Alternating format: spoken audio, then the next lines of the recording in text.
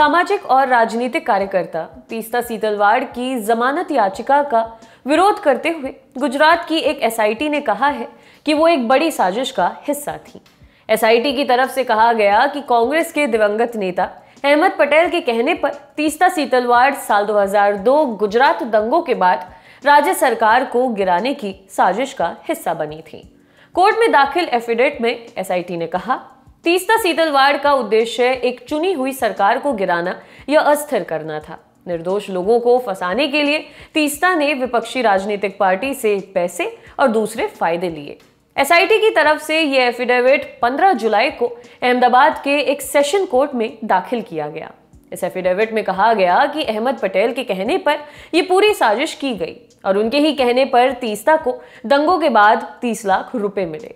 SIT के इस दावे के बाद बीजेपी ने कांग्रेस पर जोरदार हमला किया। बीजेपी के राष्ट्रीय प्रवक्ता संबित पात्रा ने कहा कि इस पूरी साजिश को सोनिया गांधी ने रचा था।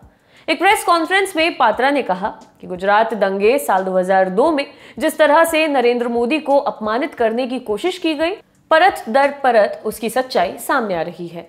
पात्रा ने आगे कहा कि एसआईटी का एफिडेविट कहता है कि तीस्ता और उसके सहयोगी राजनीतिक मंसूबे के साथ काम कर रहे थे। इधर कांग्रेस पार्टी ने भी एसआईटी के इस एफिडेविट पर अपनी प्रतिक्रिया दी है। पार्टी की तरफ से कहा गया है कि दिवंगत अहमद पटेल के ऊपर लगाए गए इस तरह के शातिर आरोपों को कांग्रेस नकारती है। पार्टी ने कहा कि ये आरोप प्रधानमंत्री नरेंद्र मोदी की उस रणनीति का हिस्सा है जिसके तहत वो गुजरात में हुए सांप्रदायिक दंगों में अपनी जिम्मेदारी से बचना चाहते हैं।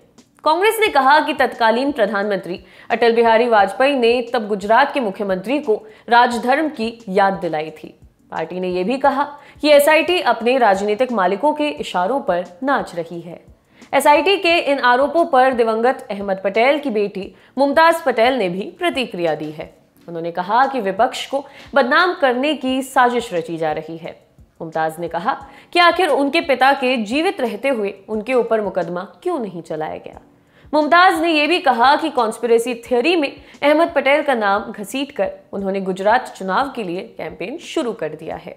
इधर कोर्ट में दाखिल किए गए हलफनामे में एसआईटी ने यह भी आरोप लगाया कि तीस्ता बीजेपी सरकार के वरिष्ठ नेताओं को दंगा मामलों में फंसाने के लिए उस समय की सत्ताधारी राष्ट्रीय पार्टी के प्रमुख नेताओं से दिल्ली में मुलाकात करती थी।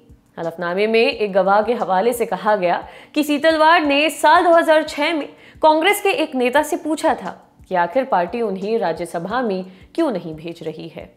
देखते रहिए दी लल्लन टॉप। शुक्रिया।